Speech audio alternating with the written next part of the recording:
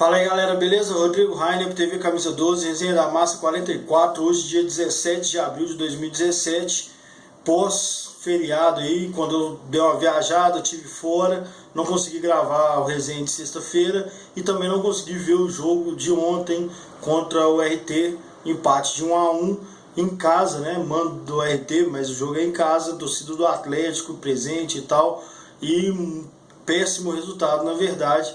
Como eu falei, tava isolado aí, não fiquei mexendo no celular, não acompanhei a conversa, mas eu tô vendo que mesmo antes desse jogo, antes do jogo do Sport Boys até, estão havendo alguns questionamentos, estão aparecendo alguns questionamentos com os quais eu concordo em partes ou concordo com uma ou outra coisa. Tenho a minha própria fonte de análise, faço a minha própria análise sobre os mesmos fatos que a galera vê, que a galera sai reclamando e tal, e algumas coisas eu vejo diferente ou não vejo como um problema, enfim. E com esse empate aí que foi ruim mesmo, a gente esperava muito mais pelo adversário, né, por ser o AORT, que não é um time ruim, né, a gente viu na primeira fase, eu vi na primeira fase. Esse jogo eu não vi, mas já também não esperava muita facilidade, de qualquer jeito foi abaixo do esperado. Então a galera está fazendo alguns questionamentos que vamos começar a comentar aqui e gerar essa discussão antes que isso vire um problema sério, né, ou mais sério, porque já tem virado alguns comentários, já tem repercutido mais. E surgiu já até alguns questionamentos sobre a permanência do Roger, que eu acho bastante absurdo para esse momento, mas que realmente pode melhorar, sim. Concordo que pode melhorar, né? Não tem esse papo de chapa branca não, só não preciso concordar com tudo que dizem e nem que nós estamos em crise, beleza? Então vamos lá. Existem alguns testes que o Roger tem feito, e por serem testes já dá para perceber que não está dando certo. Eu não tenho, na verdade, eu não consegui definir ainda o que eu penso sobre isso em relação a não deu certo ou os jogadores que não estão executando bem executado, tá? Mas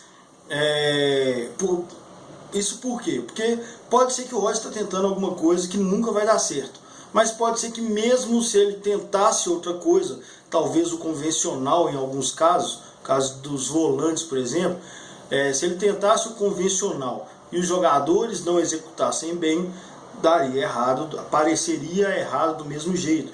Então a opção do Roger não é necessariamente o problema, né?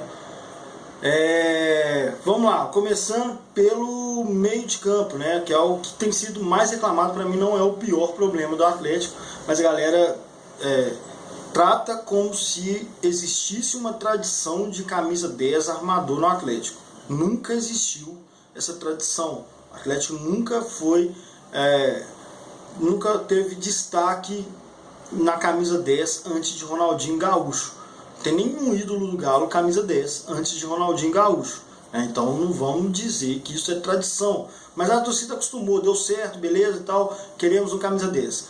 O Roger explicou, eu estava viajando, né, na estrada quando estava ouvindo o jogo, então a coletiva também não deu para prestar muita atenção.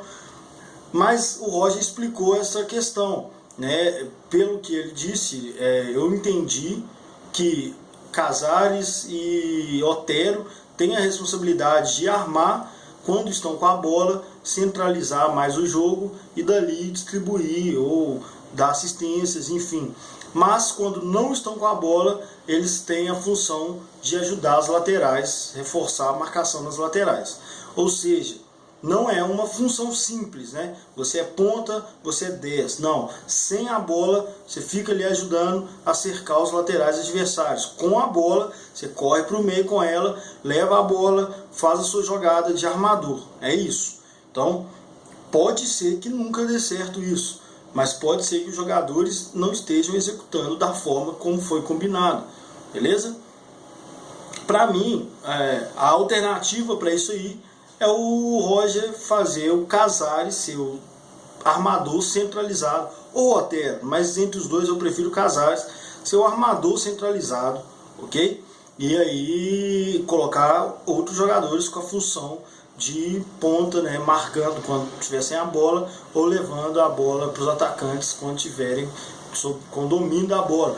O Robinho também foi citado com essas funções aí, mas o fato é que não está dando certo. O time do Galo não tem armação, tem jogadas muito pelos lados, sim, mas não está tão eficiente quanto se esperava já do time.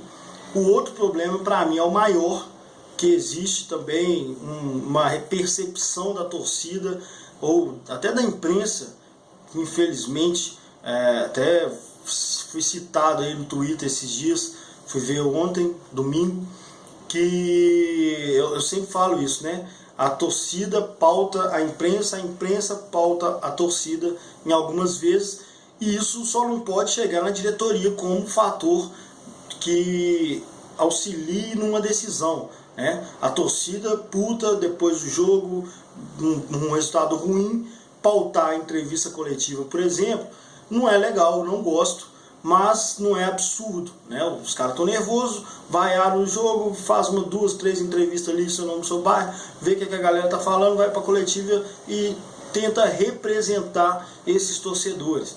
Beleza, não é legal, mas tudo bem. A diretoria tratar esse desabafo passional, irracional de torcedor como se fosse realmente uma análise para tomar uma decisão, aí eu não acho legal. Ok? Tomara que isso não aconteça. Isso foi uma merda, isso fudeu o ano de 2016 e, bom, parte da torcida já começa a repetir isso, parte da imprensa já começa a repetir, e isso cria mais uma das verdades absolutas que todo mundo sabe, todo mundo fala, todo mundo tá vendo, que eu não concordo, beleza? Então, eu fui citado lá no Twitter, o Beto até falou uma frase minha, que é que o Atlético pode extinguir o cargo de técnico e deixar os torcedores escalarem, porque aí faz enquete, tal, pesquisa para contratar jogador, enquete para escalar, enquete para substituir, porque a torcida toda entende muito de futebol, mas se for perguntar 10 caras na arquibancada, os 10 vão dar sugestão diferente.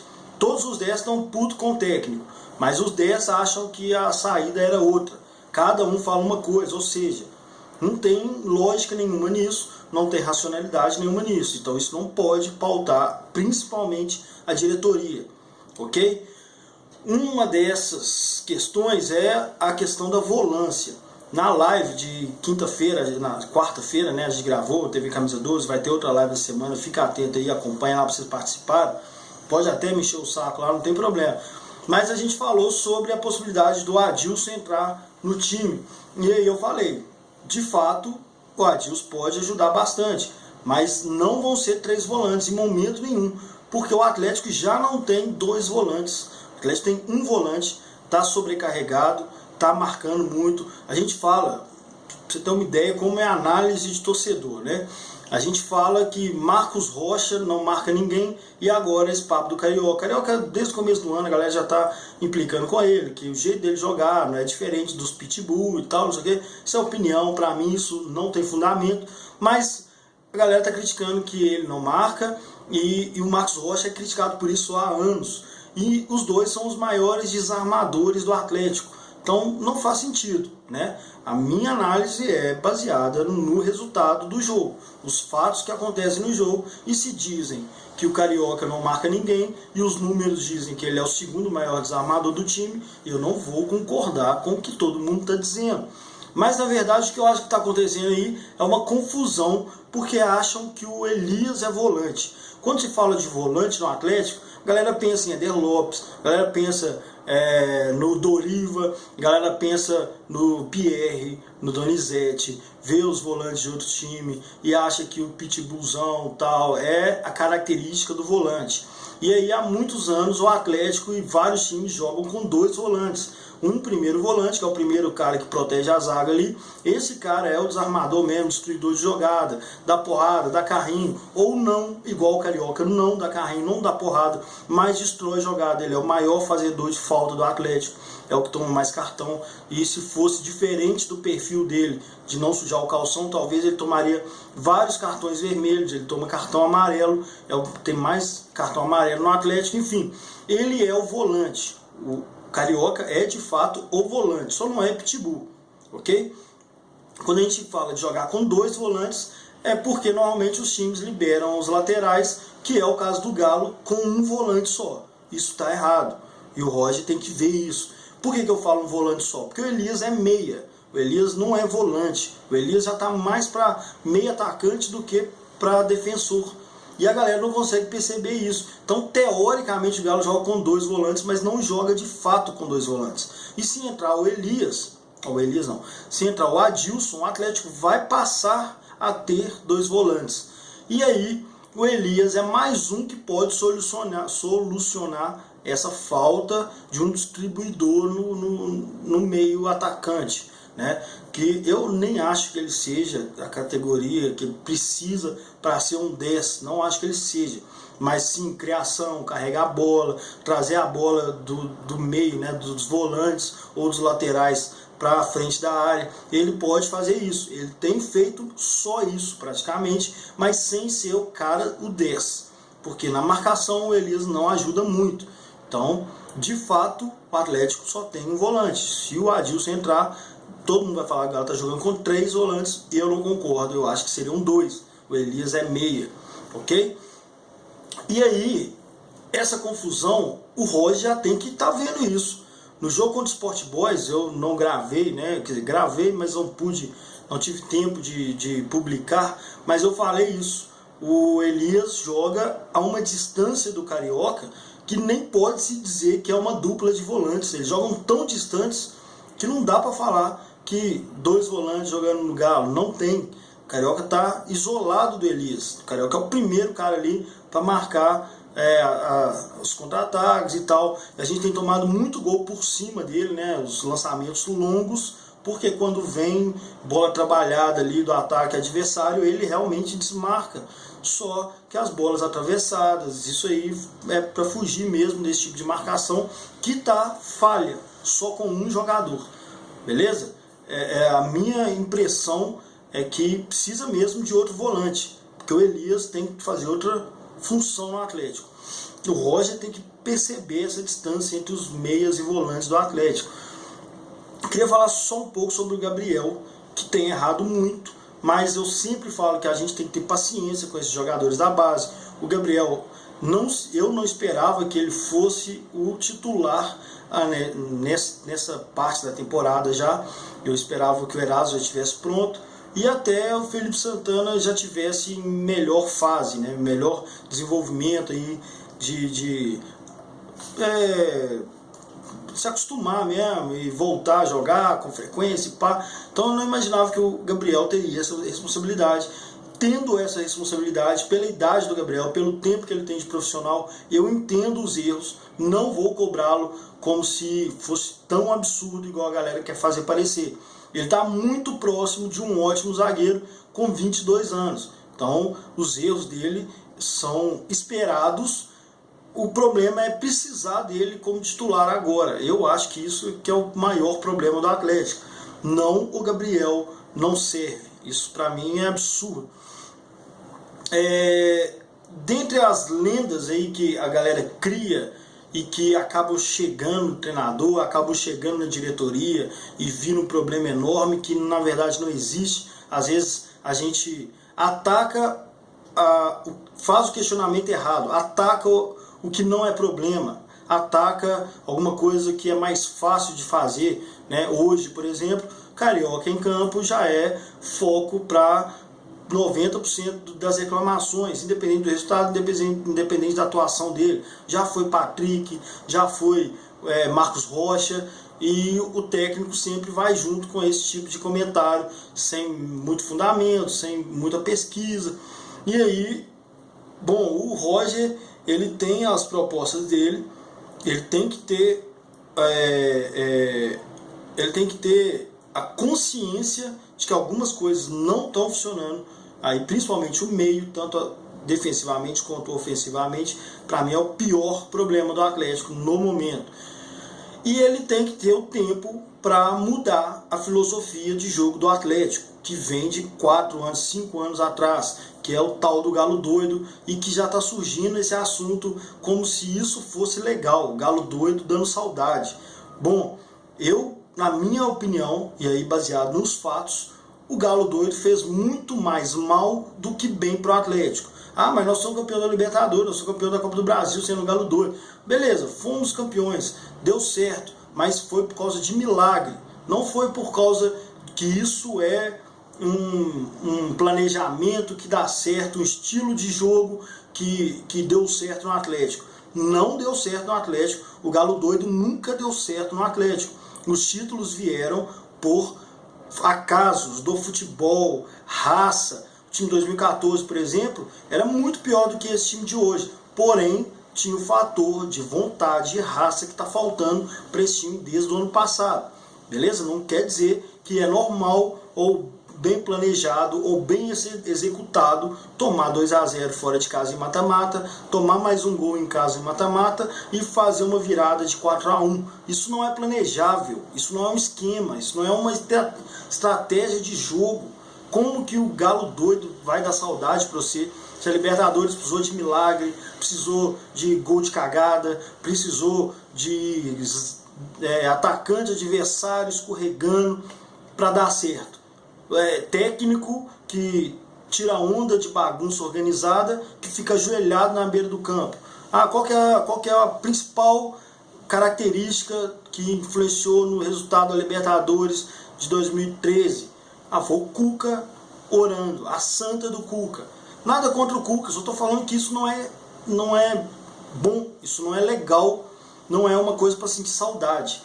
E por outro lado, todos esses anos aí o Atlético tomou o gol, mesmo quando foi campeão, tomou o gol de time que não chega longe. Então, por exemplo, o vice de 2015 para mim foi um ganho enorme, porque o Atlético tomou mais gol que o Figueirense. O Atlético tomou mais gol no passado que alguns times que caíram. Isso não está certo, isso não é legal, isso não vai funcionar todas as vezes. Então, está havendo uma mudança dessa filosofia e precisa de tempo para isso, galera. Ok? Bom, você pode fazer o que você quiser, mas eu acho absurdo ter saudade do Galo Doido. O Galo Doido é legal para quem não é torcedor do Galo. É a mesma coisa que você assistir um jogo que não é do Atlético, que tem prorrogação e disputa de pênalti. Tem virada, tem 5-4, 6-5, 25-23. Isso é legal para quem está assistindo e não torce para o time. Para quem torce para o time, quer ver o time campeão, tomar 40, 50 gols num campeonato brasileiro não tem nada de legal, ok? Então vamos entender que a filosofia está mudando de vários anos. Alguns jogadores jogaram assim durante anos e aí não vai ser tão rápido quanto parece. E aí quando começar a funcionar melhor esse esquema, essa proposta do Roger, a gente tem que entender que é com foco em resultado, foco em títulos e não em jogo bonito para todo mundo gostar e elogiar, mas no final das contas outro time comemorar. Beleza, galera? Não some não, grande abraço. E aí tem live um dia antes do jogo do Libertad. E aí espero que funcione, espero que o Roger consiga mudar algumas coisas e motivar esses jogadores. Nem acho que isso é função de técnico, motivação. Alguns têm esse dom, outros não, mas motivação para mim é pessoal e eu espero que esses jogadores tomem vergonha na cara, porque eles estão muito abaixo do esperado e é sim uma falta de raça. Não estou falando de forma de jogar, estou falando de raça que tem faltado para o elenco do Atlético desde o ano passado. Beleza? Não somem não, um grande abraço, comentem aí e vamos continuar trocando ideia pelas redes sociais. Some não, falou!